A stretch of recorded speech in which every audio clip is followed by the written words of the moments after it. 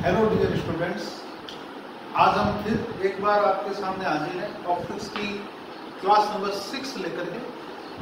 Class number 6 जो topic अपवर्तन या रिफ्रैक्शन नाम का है, उसकी पहली क्लास है। वैसा तो ऑप्टिक्स की छठी क्लास हो गई, मगर रिफ्रैक्शन नाम के टॉपिक की ये पहली क्लास है। आप लोगों ने छोटी क्लासों में जरूर इसका नाम सुना हुआ होगा। तो ये जो है हम वहीं से बात शुरू करते हैं कि भाई अपवर्तन होता क्या है।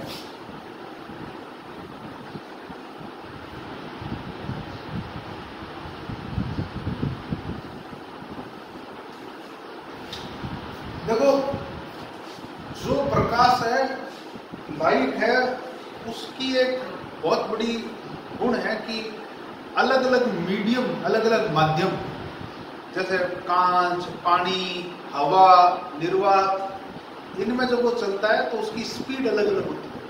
किसी में वो तेज चलता है, किसी में वो स्लो चलता है, बहुत अंतर होता है इनका।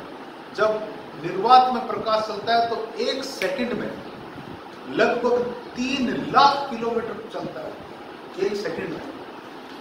मगर यही जब वो कांच में चल रहा होता है तो लगभग एक सेकंड में उसकी स्पीड रह जाती है 2 लाख किलोमीटर।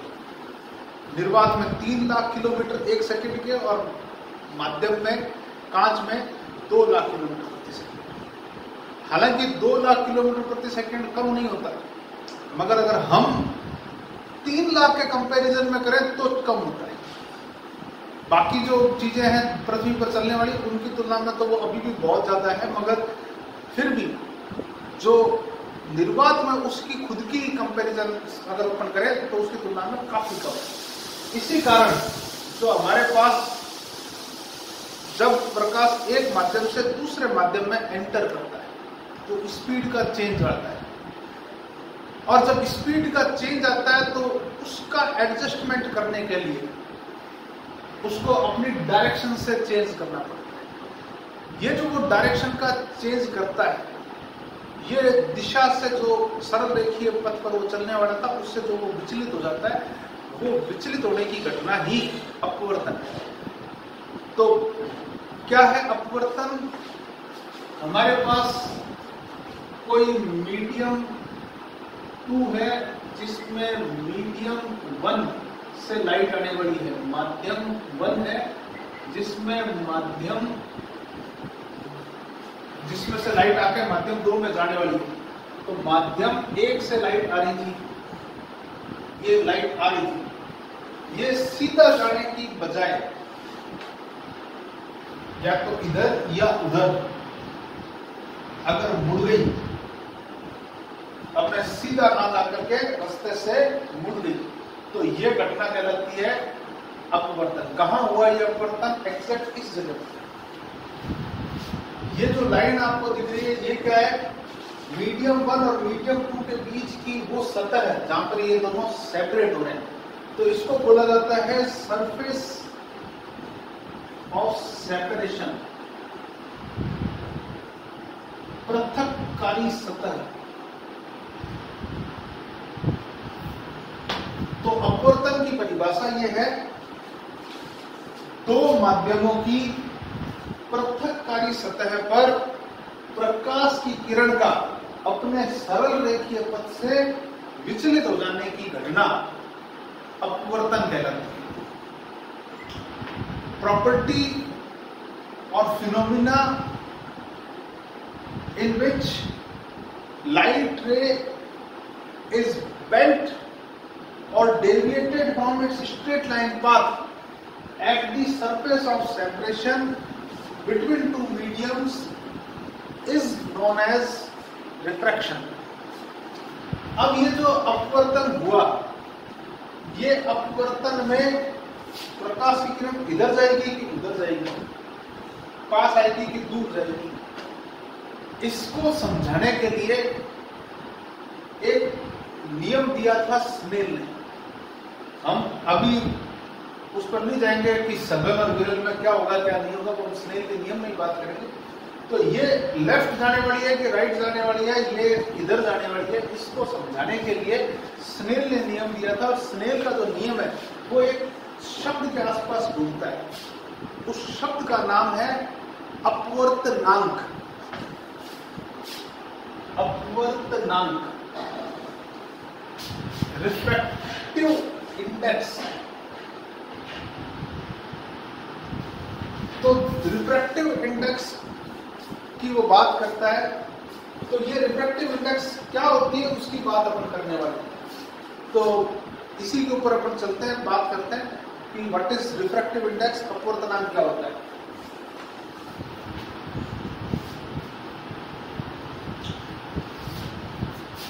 देखो, अपवर्तनांक भी दो प्रकार का होता है, एक परम अपवर्तनांक और एक सापेक्ष अपवर्तनांक। जब तक इसके आगे कुछ नहीं लिखा हुआ है तो आप इसको परम अपवर्तनांक की मानेंगे, मतलब आप इसका या करके एक और नाम भी लिखेंगे। परम अपवर्तनांक भी यही चीज होती है, अंग्रेजी में कहते हैं एब्सोल्यूट रिफ्रैक्टिव इंडेक्स।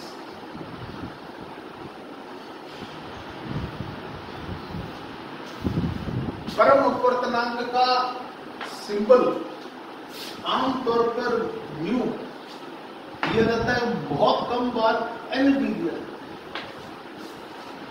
हम आमतौर पर, कम से कम मैं अपने लेवल पर इस पूरी जो वीडियोस की सीरीज है उसमें सिर्फ म्यू ही लेने वाला। तो म्यू यू की एक टांग आगे बड़ी लंबी करके जो बढ़ता है म्यू, ये परम अपवर्तनांक का चिन्ह है। और इस म्यू परम अपवर्तनांक की परिभाषा ये है, प्रकाश की निर्वात में चाल बट्टा प्रकाश की माध्यम में चाल। अंग्रेजी में कहें तो speed of light in vacuum upon speed of light in medium.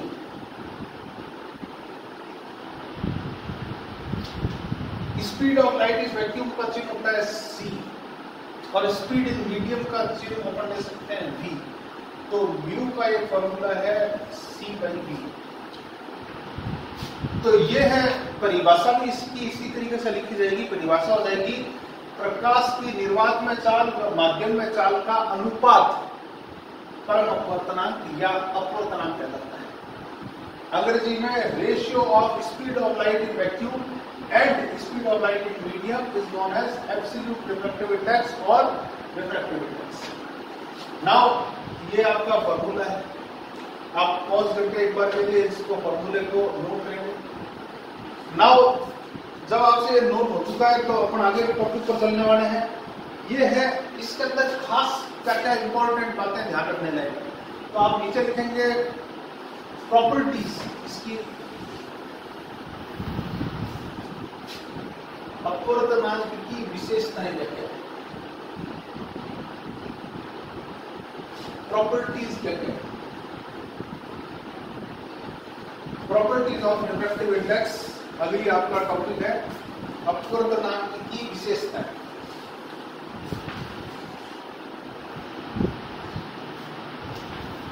सबसे पहली विशेषता, हमेशा अपन मात्रक व बीमा पढ़ते हैं, यूनिट एंड डायमेंशन पढ़ते हैं। अगर म्यू का फॉर्मूला देखोगे तो वो है c/v। तो ऊपर भी मीटर पर सेकंड, नीचे भी मीटर पर सेकंड, तो कट जाएगा। ऊपर भी मीटर प्रति सेकंड है, नीचे भी मीटर प्रति सेकंड है, मीटर पर सेकंड। तो कुल मिलाकर ये जो वैल्यू आनी है ये मात्रहीन और बीमाहीन आनी है। ये जो आना है unitless plus dimension less.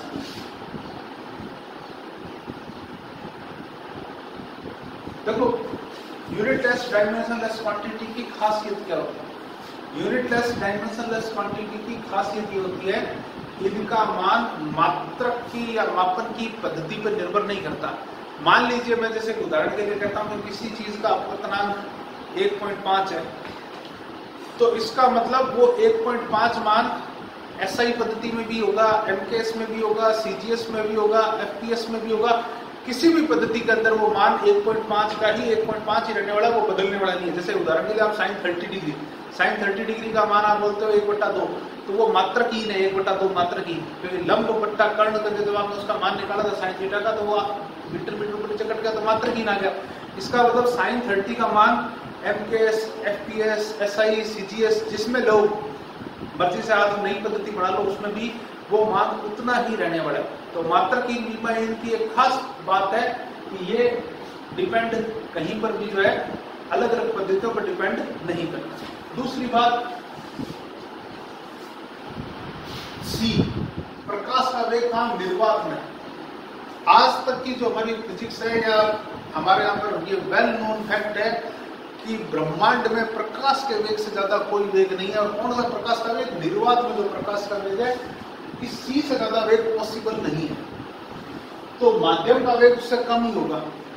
जब बड़ी चीज में छोटी चीज का भाग देते हैं तो हमेशा वैल्यू 1 से बड़ी आती है। तो हमेशा याद रखना, दूसरा गुण है ये इसका, म्यू का मान हमेशा 1 से बड़ा या 1 के बराबर हो सकता है। 1 किसका हो सकता है? 1 खुद निर्वात का होगा। अगर आप निर्वात के लिए निकालोगे, फॉर वैक्यूम निकालोगे, तो म्यू का मान 1 होता है। इसके जस्ट टक्कर का मान ही वायु देती है। अगर आप फॉर एयर का मान निकालोगे तो म्यू की वैल्यू 1.4 टाइम्स 03 वैल्यू होती है। देन एक्चुअली 3 टाइम्स 0 और 3, ये भी मात्राहीन है। आगे आपको लिखना चाहिए ब्रैकेट के अंदर, आगे डालें, ये भी मात्राहीन है, यूनिटलेस। नेक्स्ट, इसके 2 टक्कर के मान और अपन ले रहे हैं। एक तो पानी के लिए, फॉर वाटर, और एक कांच के लिए, फॉर ग्लास। पानी के लिए इसका मान होता है 4/3 या 1.33 यूनिटलेस, और ग्लास के लिए इसका मान होता है 3/2 या 1.5 यूनिटलेस। एक लास्ट मान और मैं आपको बताना चाहूंगा, जो जिसे कहें कि एक टॉप मानों में से, मैं ये तो नहीं कहूंगा मैक्सिमम मान है, मगर एक बड़ा मान है। कई बार बच्चे के मन में एक डाउट रहता है कि इसका मान जो है ना वो 1 पॉइंट समथिंग ही होगा, 1 पॉइंट समथिंग नहीं, 2 पॉइंट समथिंग भी हो सकता है। तो ऐसा उदाहरण देने के लिए आपके लिए एकमात्र उदाहरण है हीरे के लिए, फॉर डायमंड। अगर अपन डायमंड के लिए इसका मान निकालते हैं तो ये मान आता है 2.42 मात्र।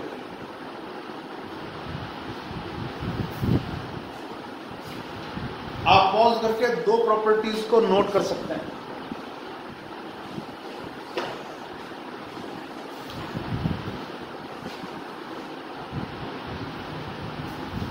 नेक्स्ट, हम अगली प्रॉपर्टी पर चलते हैं।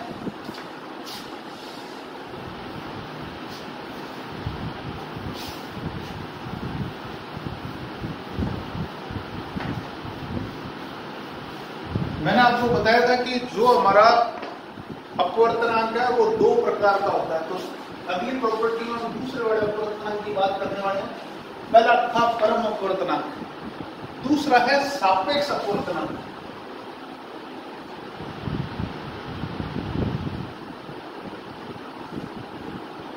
अंग्रेजी में कहते हैं रिलेटिव रिफ्रैक्टिव इंडेक्स।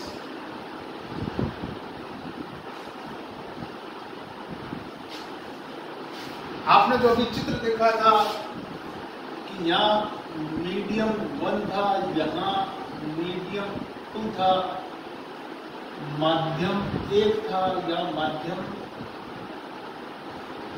2 था, लाइट इधर से आकर के इधर चली गई थी। अपवर्तन के अंदर ही डायग्राम डायग्राम बनाया था। इस कंडीशन में परम अपवर्तनांक की बजाय सापेक्ष अपवर्तनांक यूज किया जाता है। और सापेक्ष अपवर्तनांक लाइट कहां से आ रही है, 1 से 2, तो इसको लिखा जाता है 1μ2। इसका चिन्ह ऐसे होता है 1μ2।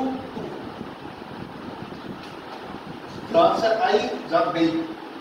और इसका फॉर्मूला होता है μ2/μ1।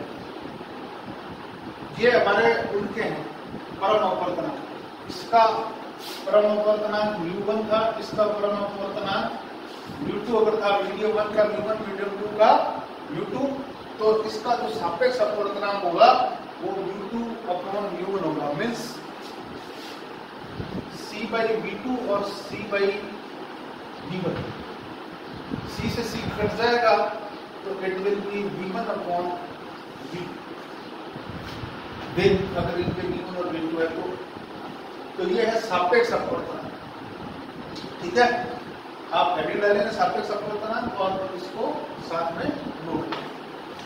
पॉज करके नोट कर लीजिए ताकि हम जो है नेक्स्ट टॉपिक पर चलें।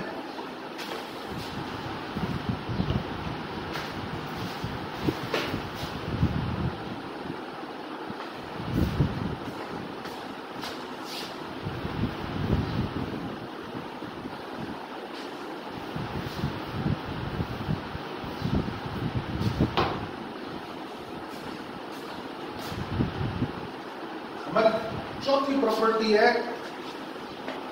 कि जो हमारे पास में म्यू है उसका मान तरंग दैर्ध्य पर भी निर्भर करता है। कैसे करता है उसके बारे में एक वैज्ञानिक थे ओसी, इन्होंने एक सूत्र दिया था।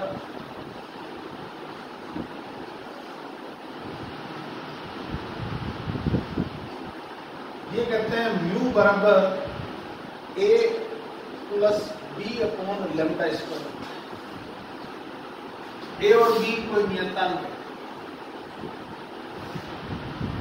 जो अलग अलग माध्यमों के लिए अलग अलग होते हैं। आपको मैंने बताया था विबग्योर में जब उस साइड जाते हैं तो तरंग दैर्ध्य का मान बढ़ता है। वायलेट की सबसे कम होती है और रेड की सबसे ज्यादा होती है। इसलिए अगर हम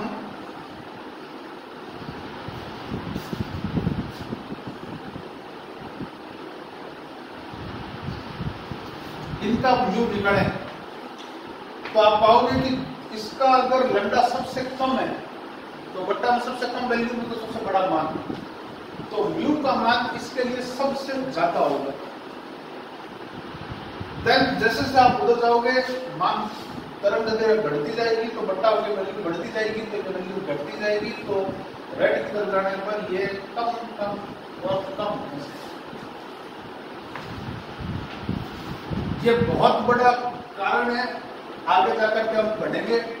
ये जो कारण है, ये प्रिज्म से 7 रंग क्यों निकलते हैं, क्यों आसमान नीला दिखाई देता है, क्यों सनसेट और सनराइज के टाइम पे लालिमा आसमान में छाती है, उनका जो कारण है वो इसी लाइन के आसपास घूमता है। तो it is a very important line. आप कोसी का सूत्र डायरेक्ट नोट करेंगे और साथ में अलग अलग तरंग दैर्ध्यों के लिए या अलग अलग रंगों के लिए अपवर्तनांक का मान क्या होता है, कैसा होता है, ये तो आपको याद रखना है। इसमें मैं एक और बात आपको साथ में बताना चाहूंगा। मैंने पहले भी ये बात बताई थी, वॉयलेट से रेड तक जब आप जाते हो तो 7 रंग है। 7 रंगों में अगर आप गिनो तो बीच का रंग ग्रीन लगता है, मगर मैंने ये बताया था कि इसकी वेवलेंथ होती है 3800 एंगस्ट्रॉम, यहां से स्टार्ट होता है और ये 7800 एंगस्ट्रॉम पर खत्म होता है। अगर आप 5800 एंगस्ट्रॉम पकड़ो बीचों बीच वाली वैल्यू, तो 5800 एंगस्ट्रॉम इसकी होती है येलो की। तो बीच का रंग दिखने में 7 रंग आपको दिखेंगे और 7 रंग में बीच में तो ये दिखेगा, मगर वेवलेंथ बीच की इसकी होती है क्योंकि इनका इलाका अलग अलग है।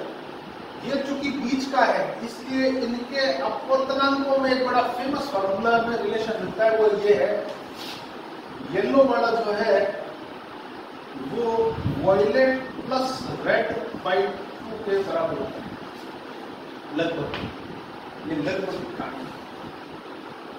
एक एक और बात मैं यहाँ पर आपको बताना चाहूंगा, मैंने अभी आपको पीछे 5-6 मान बताए, हीरे का इतना होता है, पानी का इतना होता है, कांच का इतना होता है। मीन्स अगर मैंने उसमें रंग नहीं बोला, वो कौन सा रंग के लिए होता है, तो इट मीन्स वो येलो रंग के लिए होता है, वो इस येलो कलर के लिए है।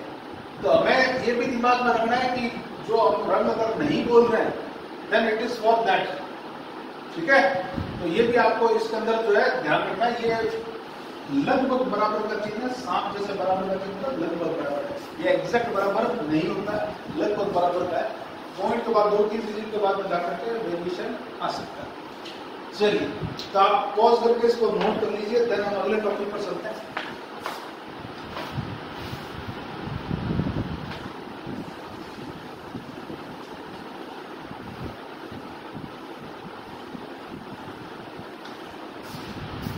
मान लीजिए मेरे पास में 5 माध्यम है,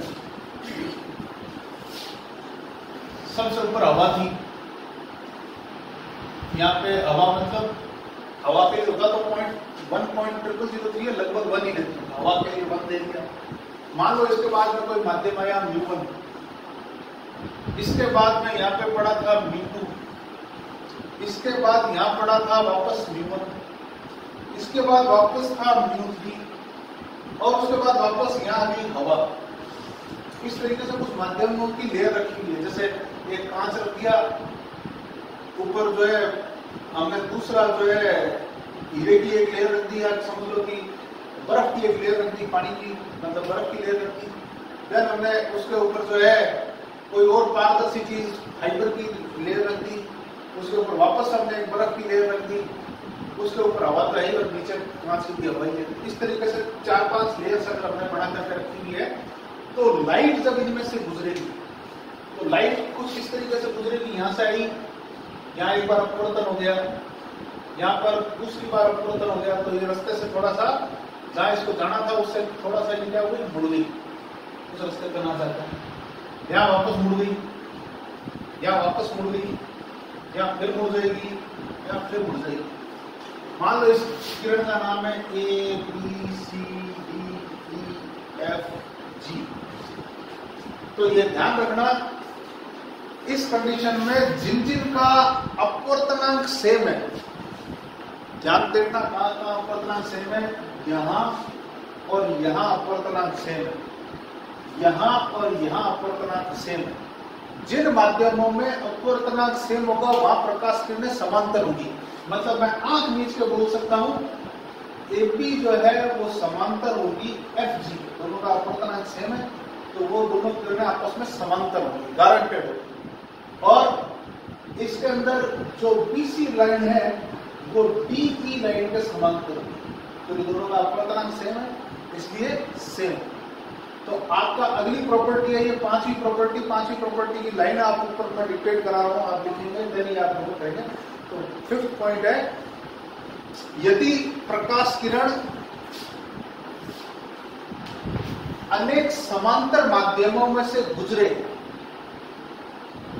यदि प्रकाश किरण अनेक समांतर माध्यमों से गुजरे, तो समान अपवर्तनांक वाले माध्यमों में, समान अपवर्तनांक वाले माध्यमों में प्रकाश की किरण समांतर होती है, प्रकाश की किरण समांतर होती है। अंग्रेजी में, when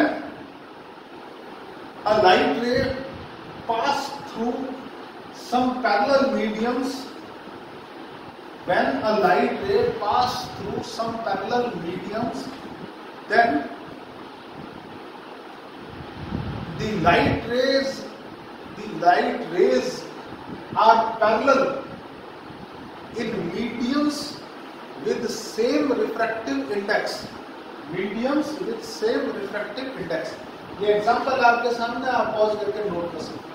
ये क्यों होती है पैरेलल, बकायदा हम इसको मैथमेटिकली प्रूव करेंगे, और इवन आप ये विश्वास कीजिए कि ये तो आपके बड़ा महत्वपूर्ण पार्ट होने वाला है। क्यों? क्योंकि 12th में लगभग सभी स्कूलों के अंदर एक प्रैक्टिकल भी होता है इस चीज का प्रूव करने का। एक ग्लास लैंप दी जाती है जिसके शुरुआत में एयर होती है, एक ग्लास स्लैब दी जाती है जिसके शुरुआत में एयर, ये ग्लास है और इधर वापस एयर, तो लाइट इधर से आती है, इधर से उड़ती है, वापस चली जाती है। तो आपको ये प्रूफ करना होता है कि ये दोनों लाइनें पैरेलल है, ये प्रैक्टिकली प्रूफ करना होता है। तो लाइट की रेखा पाथ आप ट्रेस करते हुए ये प्रैक्टिकल करते हैं, तो ये प्रैक्टिकल आपको पता होना चाहिए, तो ये इसी का यूज, ठीक है। तो ये महत्वपूर्ण पॉइंट है, याद रखना, प्रैक्टिकल में भी काम आता है, ठीक है। हम थ्योरेटिकली बकायदा स्नेल का नियम पढ़ने के बाद इसको प्रूफ करेंगे, इस पॉइंट को हम आगे प्रूफ करेंगे, ठीक है। चलिए बैक टू द टॉपिक। आपने अगर पॉज करके डायग्राम को बना लिया होगा तो मैं नेक्स्ट और लास्ट प्रॉपर्टी जो है अपवर्तनांक की, उसके ऊपर चलता हूं।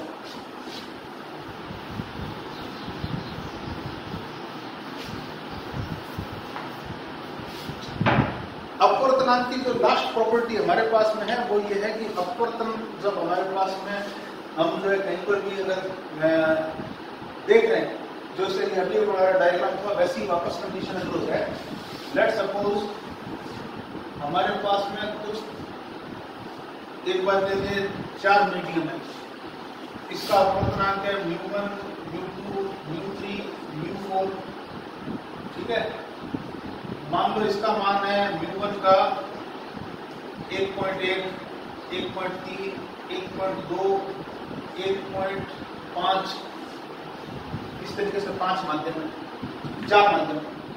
हमने एक छोटी सी वस्तु ली, ये पारदर्शी कोई वस्तु ली हमने, ये सारे पारदर्शी माध्यम है, ट्रांसपेरेंट मीडियम था, एक ट्रांसपेरेंट हमने छोटी सी बॉल ले ली, ये सारे लिक्विड माध्यम मान लिए एक बार में।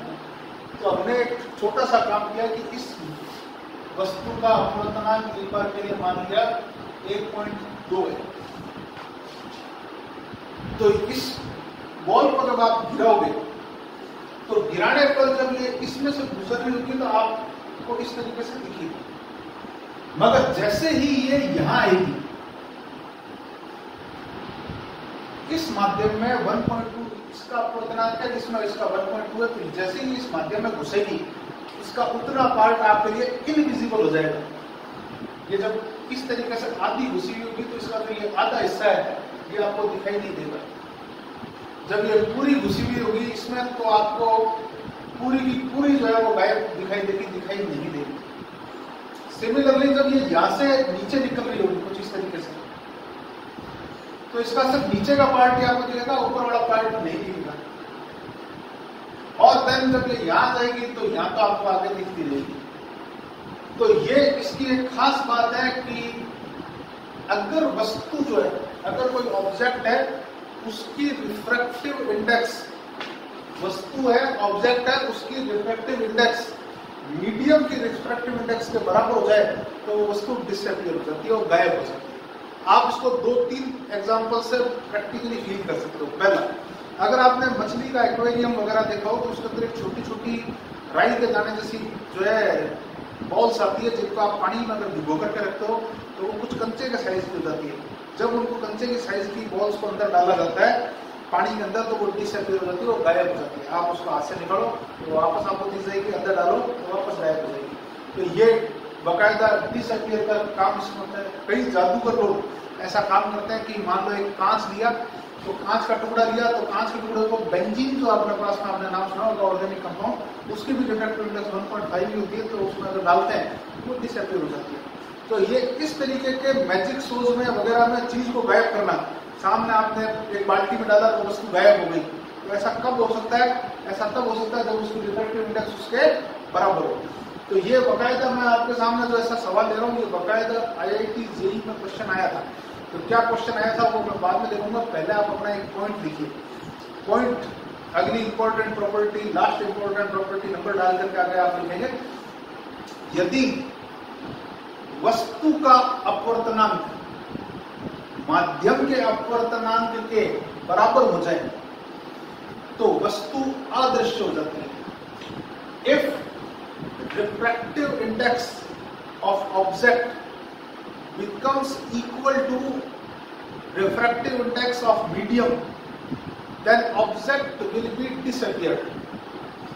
क्वेश्चन लिखो नीचे, उदाहरण क्वेश्चन, यदि निम्न चित्र में यदि निम्न चित्र में अपवर्तनांक 1.2 की पारदर्शी गेंद को गिराया जाए तो वह किस माध्यम में अदृश्य हो जाएगी? तो वह किस माध्यम में अदृश्य हो जाएगी? अंग्रेजी में क्वेश्चन लिखें, if a small ball of refractive index 1.2 is dropped in liquid mediums shown in diagram, then in which medium it will be disappear? In which medium? Answer क्या हो जाएगा मेरा? B medium. क्यों? क्योंकि उसके अंदर जो म्यू ऑब्जेक्ट का है वही म्यू मीडियम का हो गया है। कारण नहीं है इसका, जो वस्तु का अपवर्तनांक था वही माध्यम का अपवर्तनांक हो गया, इसलिए ये डिसएपियर हो गया। चलिए, तो ये आज का अपना एक छोटी सी क्लास थी आपके लिए। अगले वीडियो में अपन मिलते हैं तो स्नेल के नियम और बाकी जो है अपवर्तन के नियमों की बात करते हैं। आप इसको जो है नोट कीजिए, अपवर्तन का अपन ने काम शुरू किया। आप जो है वीडियो को याद से सब्सक्राइब चैनल को कीजिए और लाइक कीजिए, ताकि आपको आगे भी जो है हम और वीडियोस डालते रहें और आपको जो है वीडियोस के लिए इंतजार ना करना पड़े, आपको डायरेक्टली उसका लिंक मिल जाए। चलिए, तो आज के लिए बाय।